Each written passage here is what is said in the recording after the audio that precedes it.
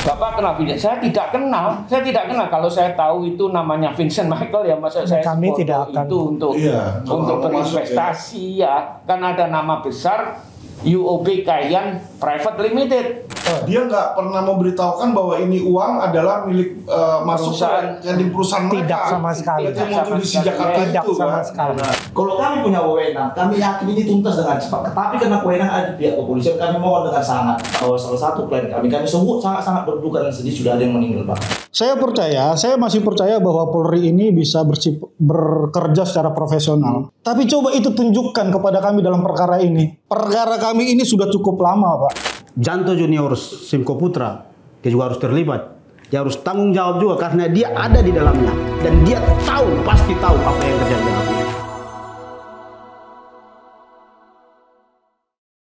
Halo, selamat pagi. Kembali dengan saya Alvin Lim di acara Quotient TV. Teman-teman, sudah menjadi polemik ini di masyarakat ya. Bahkan kemarin ketika kami menemukan salah satu lagi terduga pelaku pidana perbankan di dalam kasus UOB Sekuritas yang merugikan 52 miliar di sini ya. Ini sudah terjadi kehebohan di gereja-gereja, teman-teman. Karena ternyata komisaris PT tersebut, si JJ ini adalah seorang pendeta ya, yang seharusnya menjadi pemuka agama. Nah, teman-teman, banyak yang bingung, banyak yang kebingungan karena ini sudah terjadi beberapa pihak nih di sini dan saling menyalahkan. Nah, podcast ini kami nyatakan agar supaya masyarakat bisa jeli dan bisa paham ya duduk perkaranya. Saya mau menceritakan sedikit saja, habis itu baru saya memberikan pertanyaan kepada para korban ya. Ini dua orang ini adalah dua korban dari 13 total orang yang ditipu oleh kejadian ini ya. Dan 3 orang di samping saya ini dan di depan saya ini adalah kuasa hukum yang ikut bersama saya di dalam gelar perkara, teman-teman ya. Jadi supaya jelas.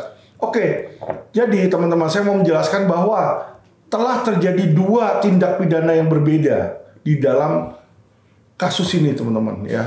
Jadi supaya teman-teman tahu biar nggak dicampur adukan nih. Pidana pertama adalah pidana penipuan, penggelapan, dan TPPU ya, pencucian uang. Itu satu. Yang kedua adalah pidana perbankan dan TPPU.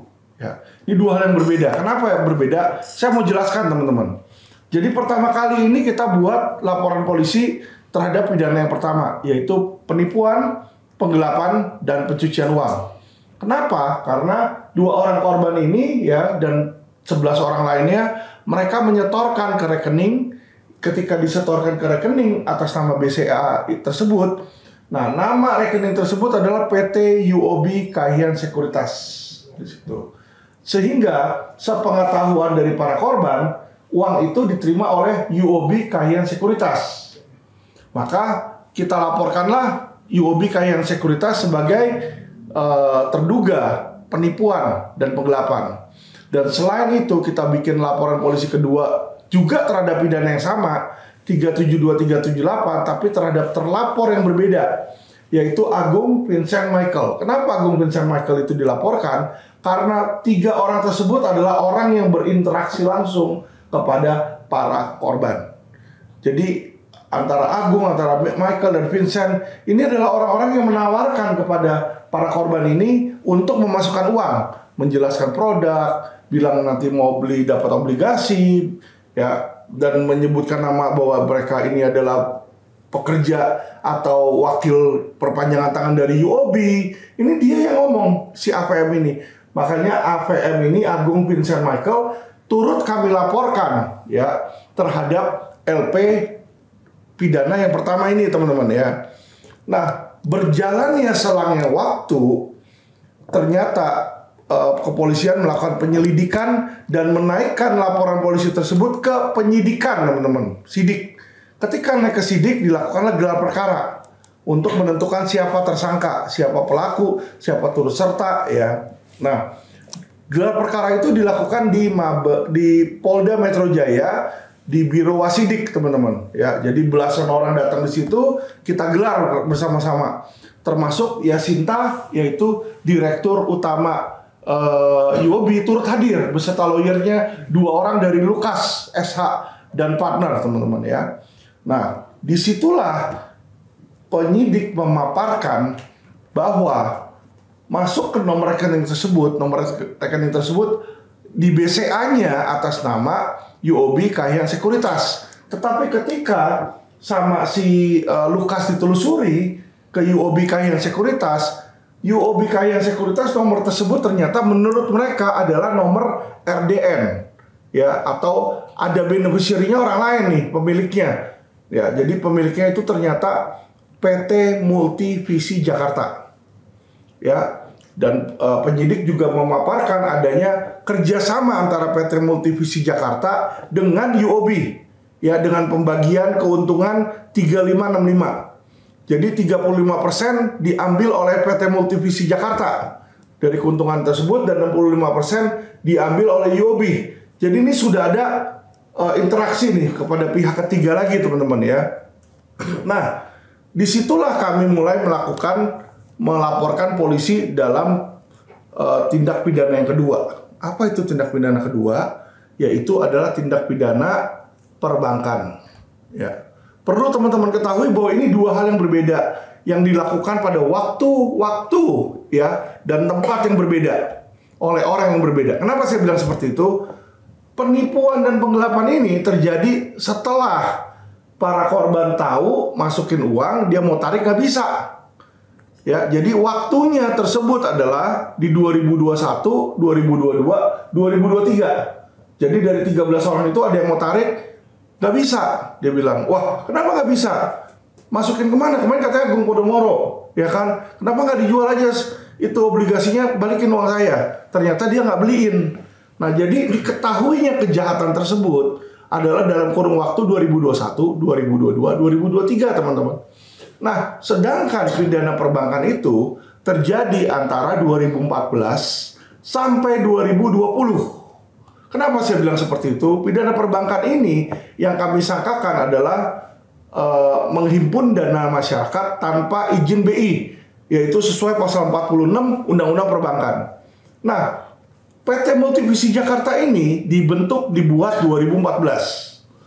Ya, kita ada ahunya. Di situ dibilang dibentuk 2014 dengan komisaris utama JJ Simko Putra. Dan dia selain komisaris juga pegang saham 30%. Nah, dua direksi lainnya adalah Michael dan Vincent. Di situ, ya, dia memiliki sebagai direktur memiliki saham selebihnya yang 70%, teman-teman, ya. Nah, sebagaimana dia mendirikan sebuah perusahaan, harusnya ketika pertama kali didirikan itu ada RUPS dong. Ada kumpul semua dong. Kamu masukin berapa, ini gimana, kita mau perusahaannya bergerak di bidang apa, itu harusnya sudah ditentukan dari awal. Ya kan? Nggak mungkin dong orang bilang, ayo kita bikin restoran, tapi ngurusin izinnya misalnya bar, Holy Wing. Nggak bisa. Bar itu punya izin khusus lagi, entertainment dia, ya. Jadi disinilah mereka seharusnya ketika mendirikan sebuah perusahaan mengurus izin-izinnya. Ternyata, teman-teman, izin yang mereka urus, ya, usahanya itu tertulis di AHU adalah perdagangan umum, ya, tidak menyangkut keuangan nih, ya, dan perdagangan kimia, bahan-bahan kimia, ya kan, harusnya itu yang mereka lakukan ini perusahaan Multivisi Jakarta. Tetapi pada dasarnya di dalam tahun 2014 sampai tahun 2020 mereka mendulang uang dari ratusan korban, menghimpun dana masyarakat. Nah, disinilah terjadi pidana penghimpunan dana masyarakat tanpa izin BI.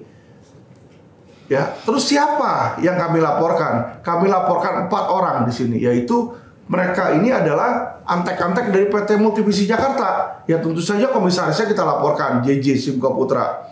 Ya, direktur utamanya kita laporkan Michael. Ya, Vincent dan Agung kita laporkan juga. 4 orang ini, teman-teman, ya. Karena mereka inilah yang tergabung di dalam PT Multivisi Jakarta.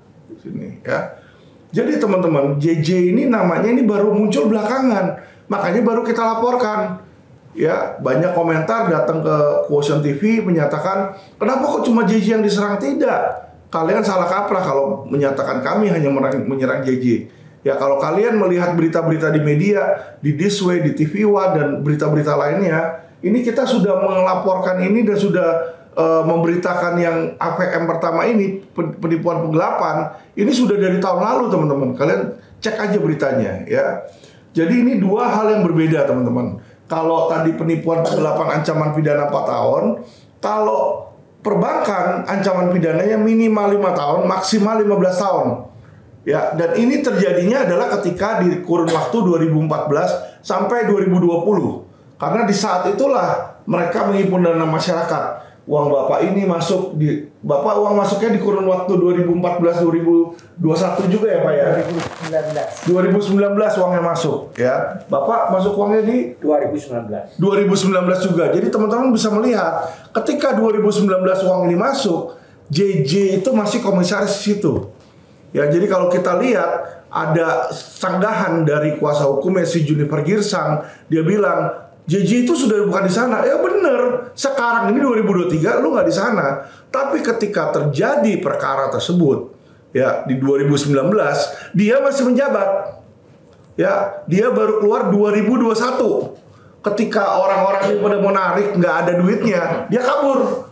Ya, dia ganti kepemilikan, dia ganti komisaris ke orang lain, dia cabut di situ. Ya nggak bisa. Karena kenapa? Ketika uang itu masuk ke situ, ada yang namanya laporan keuangan. 2019 uang masuk, ya kan? Ada laporan keuangan. Uang itu dikemanakan? JJ wajib tahu. Karena laporan keuangan itu selayaknya sesuai undang-undang PT dibikin setahun sekali dan diaudit. Ya, setahun sekali dia harus bikin itu laporan keuangan. Sehingga dia sebagai komisaris, dia wajib mengawasi tindakan dari direktur tersebut. Jadi kalau direktur yang ngawur dan dia tidak meluruskan di situ, dia juga kena. Mengerti ya teman-teman ya, masyarakat biar tahu nih kita bahwa ini ada 2 pidana. Oke, mula-mula saya akan bertanya kepada Bapak, para korban. Bapak bisa perkenalkan mungkin satu-satu. Saya David, ya. Saat itu kami ditawarkan untuk membeli obligasi. Obligasi apa ya? Obligasi offshore katanya. Offshore berarti ada di UOB Kay Hian Private Limited. Ya. Nah, lalu kami dianjurkan untuk transfer uang melalui rekening BCA atas nama UOB Kay Hian Private Limited. Betul. Nah, dan juga salah satu saya transfer melalui tunai ke PT UOB Kay Hian Sekuritas di HSBC.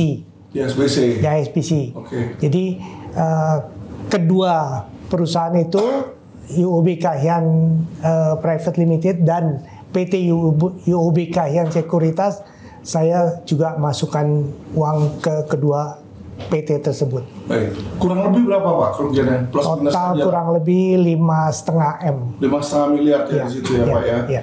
Kalau Bapak Kerugian saya 7,4 M.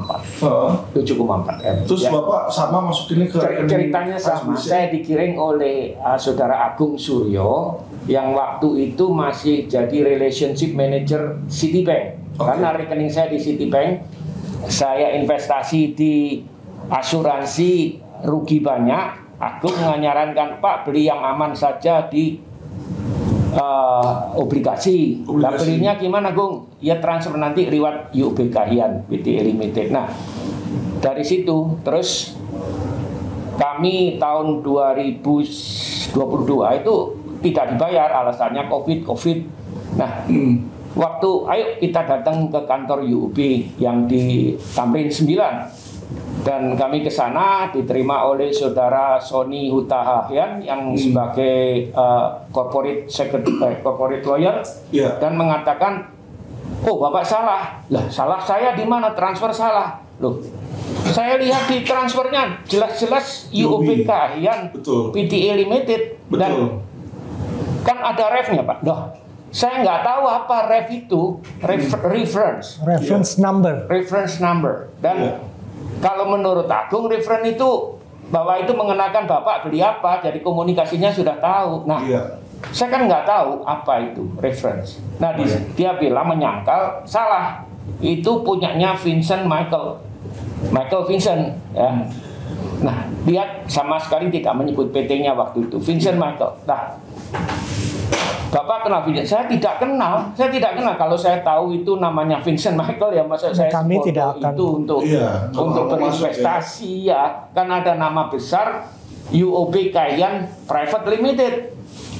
Oke. Ya, tentunya kan sudah secure dong. Jadi orang-orang yang menawarkan Bapak ini menggadang-gadang memakai nama UOB Kayan Sekuritas kan? Iya. Dia nggak pernah memberitahukan bahwa ini uang adalah milik masuk ke perusahaan mereka. Tidak sama sekali. PT Multivisi Jakarta Tidak itu sama kan? sekali. Nah, Kami tidak akan transfer uang kalau di luar ke sekuritas. Ya sebodoh amat Pak. Kita Ya. kayak sampai kalau kita lihat di situ ada nama Michael dan Vincent atau PT lain, kalau sudah jelas-jelas gitu, ya bodoh amat saya transfer ke situ. masuk. Iya. Betul. Ya, jadi kami ketidakmengertian ini Pak, dijanjikan oleh Sony bahwa uang itu tidak dibelikan dan masih ada. Tuh. Dia mengatakan begitu kan berarti dia tahu Pak. Iya. UOB Kayan kan tahu kan persisnya. Berarti nggak dibelikan. Berarti mereka janji palsu dong di awal Iya, bilang. sudah jelas nggak dibelikan. Nggak dibelikan kan? Nggak dibelikan. Nah, Dan kami dikasih statement, purchase statement. Nah itu semua katanya dia palsu, katanya UOB ini semua buatan mereka. Iya. Mereka nggak tahu oknum itu tak. Iya, jadi kalau Bapak lihat ini di situ ini adalah perbuatan satu orang atau perbuatan sindikat beberapa Ya, orang sama-sama? logikanya Pak ya, Logikanya, mana bisa kalau maksudnya bisa memberikan tempat, maksudnya nama boleh dipakai di kantornya ada di Puri Finansial itu, Iya. kantornya Mega Pak, dan waktu itu saya ke kamar ada tulisan UOB Kayan Sekuritas. Dan di website pun ada. Ada di website, tapi sekarang pasti sudah di take down itu, pasti sudah nggak ada. Dan nama Michael Cayana itu adalah salah satu dari sales mereka, sales person mereka, dan Vincent juga. Jadi Michael Cayana dan Vincent adalah sales person mereka. Iya. Kalau mereka mengatakan tidak itu kan jelas nggak bisa dong. Wong dia dulu kalau nggak ada nama UOB Kayan ya kami bodoh amat gitu. Betul. Jadi Bapak ketika ditawarkan datang ke kantornya pun, di kantornya pun itu ada logonya UOB Kayan. ada. Mereka tempatin di situ. Iya. Jadi sehingga Bapak ya gimana nggak yakin bahwa itu UOB yang nawarin. Betul. Karena semua baik dari kantor, statement itu namanya UOB semua kan. Nggak ada memakai PT Multivisi Jakarta. Tidak sama Gitu sekali. kan. Oke, baik. Nah di sini kami minta UOB Kayan ini juga itulah Pak. Maksudnya memberikan dia sebagai suatu perusahaan institusi keuangan yang besar. Dia bisa memberikan canang, istilahnya apa? Cangkang tempat usaha untuk Michael dan Vincent ini. Baik. Itu, Oke. Pak. Coba dari kuasa hukum, kalau kuasa hukum melihat di dalam tindak pidana yang pertama ini, ya kan pidananya di mana, ya kan modusnya apa di situ, dan menurut Anda siapa-siapa aja yang berperan? Silakan. Mungkin salah satu dari kalian nanti bisa bergantian. Ya, kebetulan saya yang jadi langsung pelapor terhadap UOB Kayan. Siap. Begini, UOB selalu berkelit yang berkata bahwa ada QQ. Nah mungkin ini bisa saya tunjukkan bahwa nomor rekening yang masih terdaftar hari ini di sini adalah 458 332 982 masih UOB PTL TD. Bisa dilihat teman-teman, nggak ada satupun tulisan ada QQ Multivisi, sehingga karena atas nama inilah klien ini percaya. Nah, tambahan lagi Pak, bahwa melalui CNBC tanggal 25 Juli 2023, polisi buka suara soal dugaan UOB Sekuritas bawa kabur 52M. Seorang kelas D sudah menyatakan bahwa dari tahun lalu ini bisa dilihat ada beritanya akan melakukan gelar penetapan tersangka. Betul. Nah ini kapan? Ini di media loh. Gimana? Padahal pada tahun ini kami juga ketemu sama Dirkrimsus Pak Kombes Adi Sapri Simanjuntak. Dia dengan tegas menyatakan seorang ketua KPK bisa ditersangkakan. Saya apresiasi. Tapi kenapa seorang direktur UOB yang jelas-jelas ini ada nggak berani? Ada apa? Betul. Apakah hukum ini masih jadi skema keadilan atau skema bisnis? Kita duga ini ada skema bisnis. Karena saya melihat selama 2 tahun ini tujuan-tujuan hukum nggak didapat oleh klien-klien kami. Benar. Maka itu kami minta Kalau kami punya wewenang, kami yakin ini tuntas dengan cepat. Tapi karena wewenang ada di pihak kepolisian, kami mohon dengan sangat. Bagaimana pertanggungjawaban? Kami sudah melapor. Dan satu lagi tambah 4 bahwa salah satu klien kami sebut sangat-sangat berduka dan sedih sudah ada yang meninggal, Pak. Itu betul. Sampai akhir hayatnya salah satu klien kami korban tidak mendapatkan namanya keadilan. Sudah meninggal ya di situ ya. Dan Jadi, nggak ada yang mau bertanggung jawab ini ya. Dari Pak. semua yang kita ceritakan, mau itu UOB, Agung Vincent Michael maupun JJ, ada nggak rasa pertanggungjawaban mungkin datang ke Bapak? Ya udah saya bayar sebagian atau saya ini, ada nggak? Tidak ada. Nggak ada sama sekali mau tanggung jawab ya. Kalau memang UOB menyatakan bahwa ini punya UOB ini ada QQ-nya, tunjukkan rekening buka, tunjukkan semua dokumen pembukaan rekening ini. Jelas siapa di balik itu. Tapi kenapa seakan-akan tutupi? Seakan-akan jadi ini memang dikabulkan, sengaja dikabulkan. Kami juga sangat sengaja dikabulkan. Dan kami bertanya kepada Bapak Kombes Adis Hafiz Simanjuntak terkait statement Bapak di CNBC tanggal 25 Juli 2023 yang menyatakan akan segera melakukan gelar tersangka. Tapi sampai hari ini kami selalu digantung. Itu saja kira-kira. Baik. Nah kalau Bapak lihat modusnya ini apa nih dalam tindak pidana yang pertama ini? Ada penipuan penggelapan serta mungkin ada aliran dana yang untuk. Bagaimana cara dia menipunya kalau menurut pandangan pengacara nih? Jadi ya mereka menjual nama besar UOB, Pak. Nggak mungkin mereka mau klien-klien ini mau untuk melakukan transaksi kalau bukan nama besar UOB yang besar ya.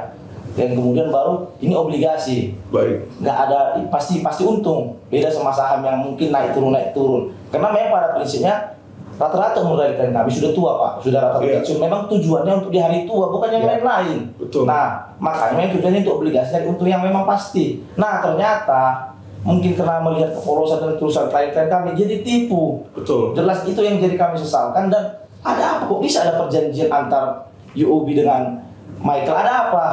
Jadi gini, kalau ketika Bapak bilang adanya mereka menggunakan nama UOB di situ ya kan, ini apakah UOB tahu atau tidak? Karena kalau UOB tidak tahu, dia bisa bilang, saya juga korban. Dia menggunakan nama saya tanpa izin saya di situ kan. Apakah menurut Bapak dia tahu atau enggak? UOB tahu karena dengan secara tegas mereka menyatakan mereka memfreeze. Kalau mereka punya kuasa memfreeze dan kuasa untuk merilis, berarti mereka punya kemampuan untuk menguasai atau memiliki terhadap rekening ini.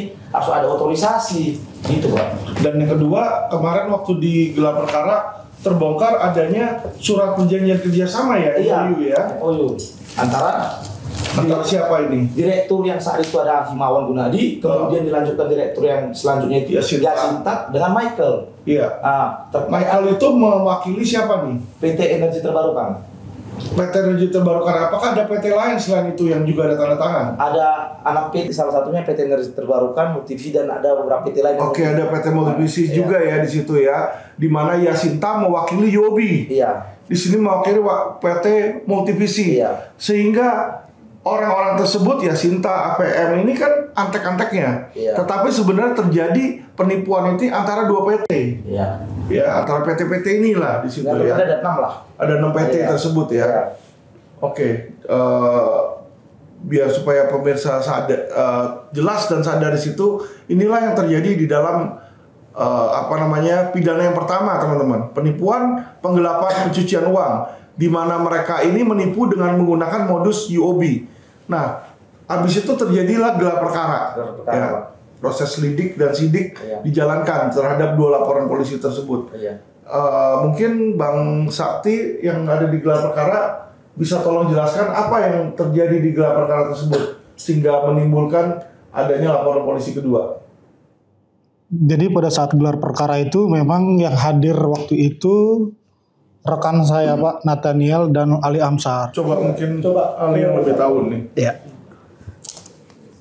Di tengah jalan memang dalam perkara ini kami menemukan ada nama baru pada saat gelar perkara khusus yang diadakan oleh Wasidik Polda Metro Jaya. Nama baru itu adalah Saudara Janto Junior Simko Putra, dan dialah ternyata pengusung dari PT Multivisi Jakarta itu. Akhirnya kami laporkan di Mabes Polri minggu yang lalu dengan pasal 48 Undang-Undang Perbankan dengan pidana 15 tahun dan ada juga dugaan Undang-Undang TPPU-nya pasal 345 Undang-Undang Tindak Pidana Pencucian Uang. Oke. Gitu Pak. Jadi pidananya berbeda ya dengan Berbeda. yang pertama ya. Tentang menghimpun dana. Dari 2014 itu, ya. Karena PT itu sudah ada sejak 2014. Oke. Dan ketika itu terjadi, nah uang masyarakat pun sudah ada di situ. Karena dia berdasarkan keterangan dari konfirmasi UOB, Kayhan Sekuritas, uang itu ternyata ada di situ. Baik. Dan sejak itulah dia menghimpun dana masyarakat. Jadi dari konfirmasi UOB bahwa Ya. ternyata PT Multiplus Jakarta, Betul. ketika kita tarik ahunya, muncullah nama JJ Simco Putra di situ Betul. ya. Dan konfirmasi itu jelas resmi dari UOB Kayhan Sekuritas. Kami punya bukti itu, Baik. bukti surat. Bukti suratnya ya Iya. dari UOB ya di situ ya. Makanya kita kuasa hukum tidak bertindak semena-mena Tidak. dan asal-asalan untuk Betul. membuat laporan. Dan itu tidak mungkin diterima oleh Mabes Polri kalau itu asal-asalan. Betul. Nah, pertanyaan saya berikutnya Pak, kalau kita melihat seperti itu, ya kan, ini kan pasal 46 Undang-Undang Perbankan ini adalah larangan untuk menghimpun dana masyarakat tanpa izin BI, ya kan. Nah, izinnya itu harus diperoleh sebelum atau setelah dia menghimpun dana? Kalau berdasarkan hukum. Ya, berdasarkan hukum sebelum PT itu dimulai itu sudah harus ada izinnya. Harus Pak ada Ketua. izinnya ya? Iya, sudah. Dan ternyata di kami download di profil perusahaan Ahau itu ternyata izin dia bukan untuk menghimpun dana masyarakat. Tadi Untuk yang apa Pak Ketua. izinnya? Izinnya ya untuk bahan-bahan kimia yang tadi Pak Ketua bilang. Iya. Infrastruktur dan Infrastruktur. tidak ada di bidang ekonomi satupun itu. Nggak ada Tidak ada. konsultasi keuangan atau jasa keuangan Tidak ya? ada. Atau menghimpun izin Tidak ada. dari BI. Nah, disitulah makanya kita laporkan Undang-Undang Pidana Perbankan. Dalam pidana perbankan ini tidak mengutamakan nilai kerugian, tetapi tindakan dia menghimpun dana di situ. Orang itu masuk walaupun untung sekalipun, jikalau untung, tetap dia nggak ada punya izin BI, tetap akan kena di situ. Kurang lebih ini pidananya sama dengan yang Indosuria ya Pak ya. Betul, betul. Indosuria itu kena 18 tahun Undang-Undang Perbankan dan TPPU di sini. Siap. Di sini. Dan sangat aneh dan bin ajaib nih, lawyernya sama ya. Lawyernya ini Junifer Girsang. Iya benar. Jadi lawyer Indosuria Junifer Girsang, lawyer si JJ Simco Putra ini Junifer Girsang. Ada indikasi ya. Terindikasi. Nah, yang lebih aneh lagi, Junifer Girsang ini pernah mewakili Henry Surya ya sebagai koperasi yang istilahnya menipu dana masyarakat, dan salah satu orang yang ngakunya tertipu ya juga adalah gereja di mana ayahnya JJ Simco Putra itu naruh duit.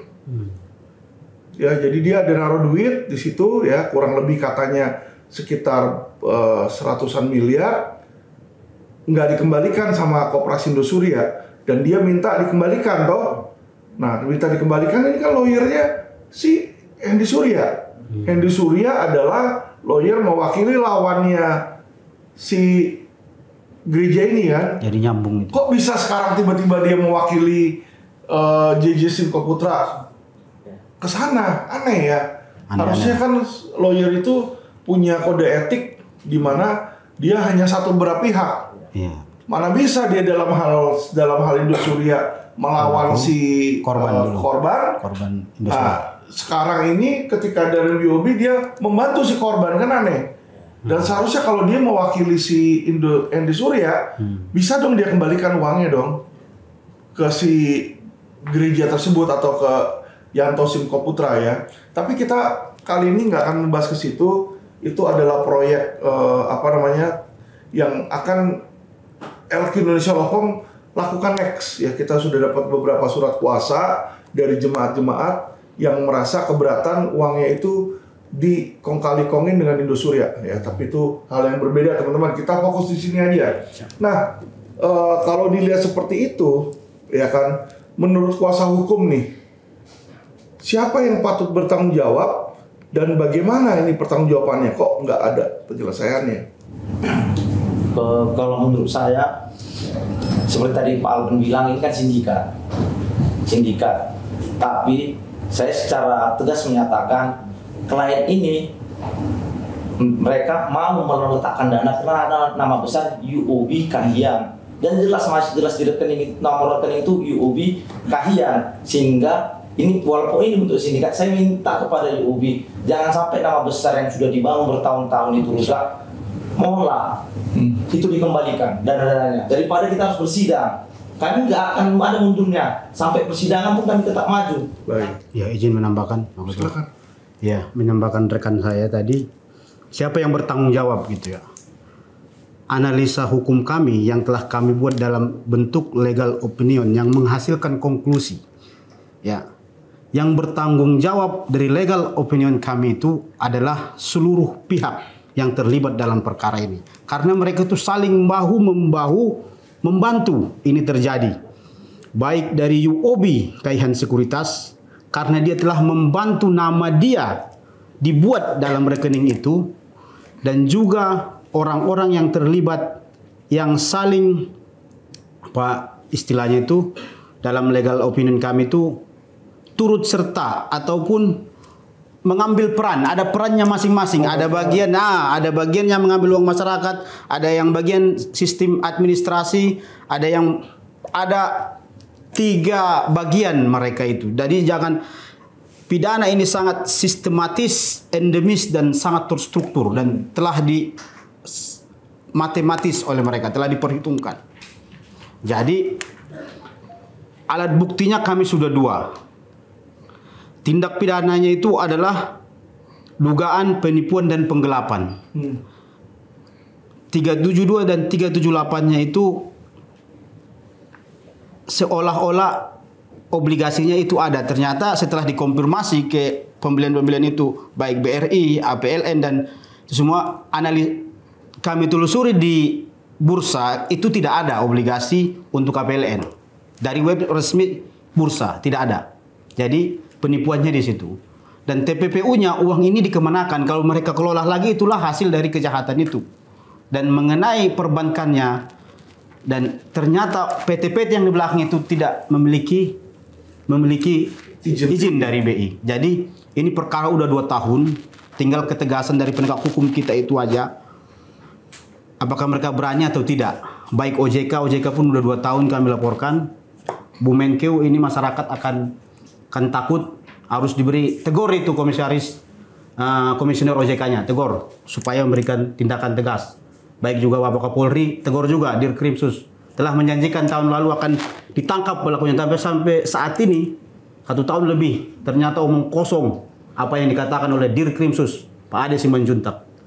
Kami kira begitu Pak Ketua, analisa hukum kami yang telah kami rangkum dalam bentuk legal opinion. Oke, mungkin saya ada tambahan ya. Bisa saya izin tambahkan ya, Pak, ya?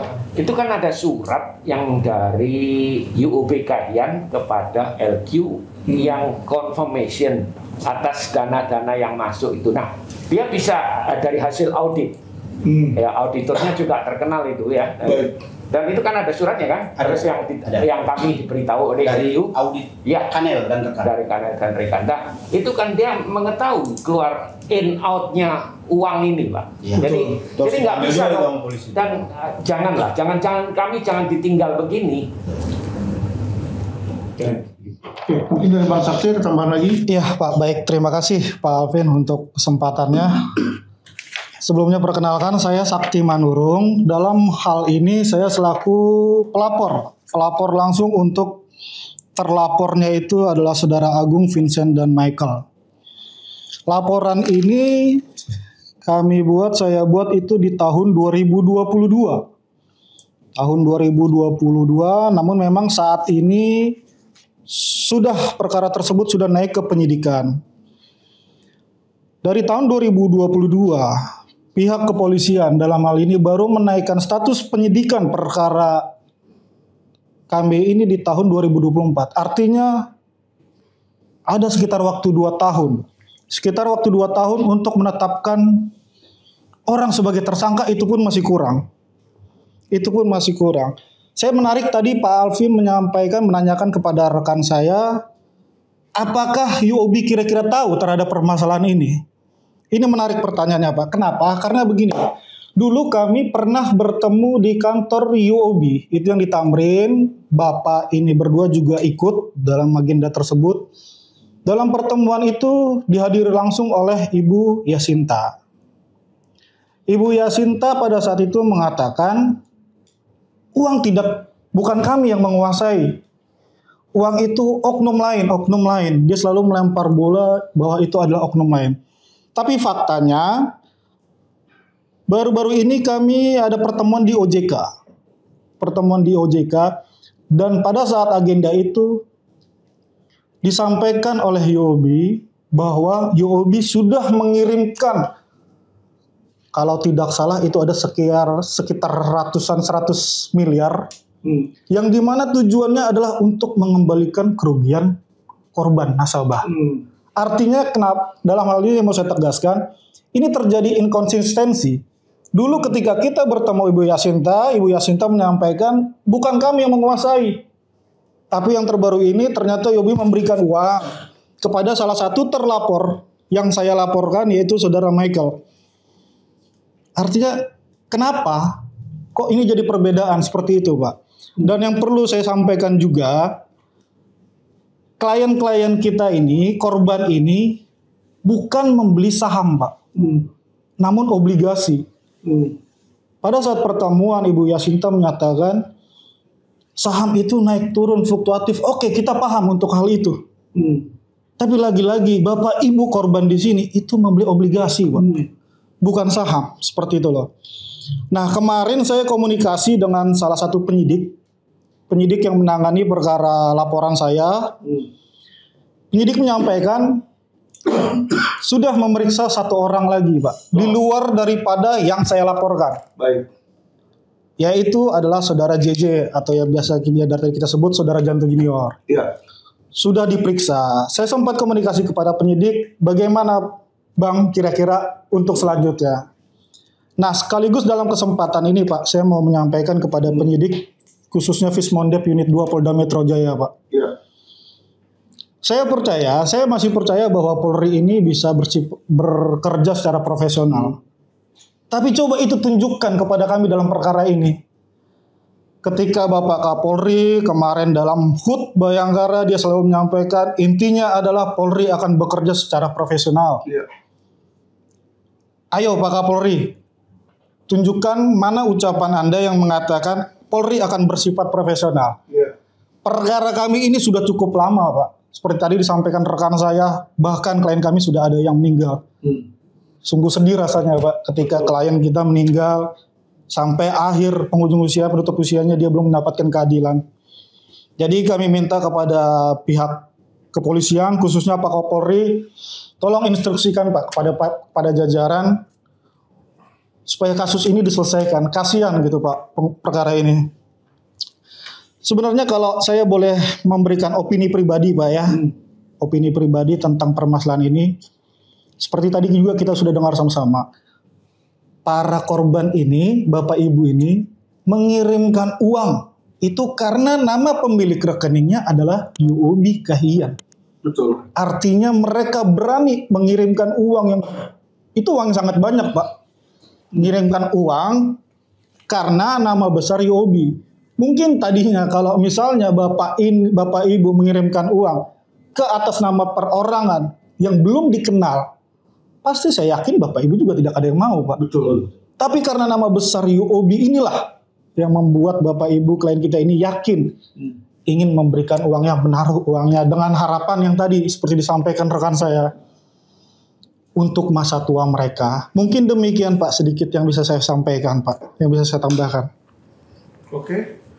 Mungkin sebagai penutup dari para korban, para klien, ada yang mau disampaikan mungkin apakah kepada Kapolda atau kepada UOB atau kepada siapa di sini ya, atau kepada si JJ yang nggak mau bertanggung jawab, yang main lempar-lemparan.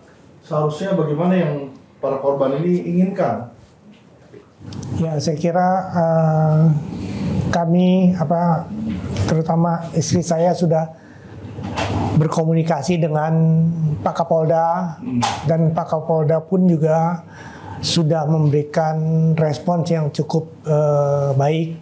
Ya, saya kira itu saya mohon dilanjutkan respon daripada Pak Kapolda tersebut. Itu aja tanggapan saya. Jadi Bapak mungkin ada tambahan? Ya, saya ingin kasus ini cepat selesai dan uang saya kembali, Pak. Ini, ya itu aja. Dan ini untuk hari tua saya, ini uang pensiun saya. Baik. Nah, mungkin dari kuasa hukum ada penutup bagaimana nih, karena sekarang ini yang kita lihat kan mereka main saling lempar nih. Seharusnya tanggung jawabnya ini bagaimana ini kalau menurut kuasa hukum? Sebagai penutup silakan. Saya berharap kepada seluruh jajaran Polri ataupun seluruh aparatur pemerintah yang bisa menyelesaikan perkara ini, bukan hanya kepolisian, OJK, PPATK. Apabila ada sinergisitas antara aparatur ini, perkara ini bakal terbuka dengan terang benderang. Tapi sekali lagi, selalu kami juga ada oknum yang bersembunyi di balik instansi. Maka kami minta kepada Bapak Jokowi, Bapak Kapolri, atas seluruh jajaran pemerintah, berikan keadilan kepada klien kami. Karena kami berharap keadilan itu ada. Karena sampai saat ini tujuan hukum yang disebut keadilan, kemanfaatan, bahkan kepastian itu tidak didapat oleh klien-klien kami. Apakah masih bisa disebut negara hukum? Itu aja sih. Ya, kalau dari saya Pak Ketua, saya meminta pertanggungjawaban orang-orang yang terlibat. Baik yang seluruh yang kami laporkan. Baik Janto Junior Simko Putra, dia juga harus terlibat. Dia harus tanggung jawab juga karena dia ada di dalamnya dan dia tahu, pasti tahu apa yang terjadi di dalamnya. UOB Kaihan Sekuritas juga harus tanggung jawab karena dia telah membantu pembukaan rekening itu dan atas nama dia. Dan orang-orang yang sales-salesnya pun harus terlibat. Dan siapa di balik itu, orang-orang ini pasti tahu karena mereka ada di dalamnya. Dan orang-orang itu harus tanggung jawab semua Pak Ketua. Harus dibongkar ini perkara ini. Itu harapan saya sebagai penasihat hukum. Terima kasih pemirsa yang sudah menonton acara Quotient TV.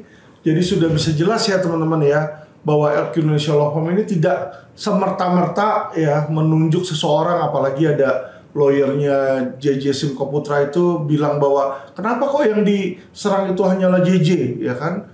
Ya memang dia komisarisnya kok di situ terlibat, ya kan? Dan bukan cuma dia, semua oknum-oknum yang terlibat sudah kami laporkan. Dan biarkanlah nanti pihak kepolisian yang memproses di sini ya. Dan saya minta agar pihak kepolisian ini bisa adil ya. Karena desas-desus yang kami terima ini ada dugaan suap yang masuk ke Wasidik untuk supaya ini di SP3 dalam hal laporannya terhadap UOB ya. Jadi UOB mau melemparkan tanggung jawab ke APM di situ ya untuk dalam hal ini, dan saya tegaskan tidak mungkin APM itu bisa bertindak tanpa pembantuan dari UOB. Jadi minimal UOB itu pasal 55 ikut serta atau pasal 56 pembantuan itu terkena juga di situ, teman-teman ya. Oke, terima kasih. Salam cerdas hukum.